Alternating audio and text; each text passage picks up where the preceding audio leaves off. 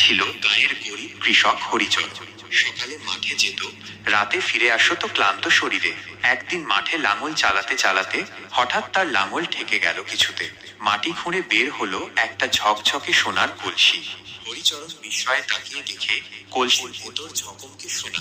সে ভাবে, এত সোনা দিয়ে আমি গরিবি দূর করব, মন্দিরে দান করব, সবার উপকার করব। তবে ঠিক তখনই এক বৃদ্ধ ইঁদুর ধীরে ধীরে এসে বলল, এই সোনার কলসি আমার। এটা আমাদের ইঁদুর বংশের ঐতিহ্য। কেউ যদি একে নিজের করে নেয়, তার উপর পড়বে ইঁদুরের অভিশাপ। হরিচরণ ভয় পেয়ে গেল, বলল, আমি তো গরিব মানুষ, শুধু একটু সুখ চেয়েছি। ইঁদুর চোখ বন্ধ করে কিছুক্ষণ চুপ করে রইল। তারপর বলল, তুমি যদি এই সোনা দিয়ে শুধু নিজের নয়, অন্যের উপকার করো, তবে অভিশাপ নয়, আশীর্বাদ পাবে।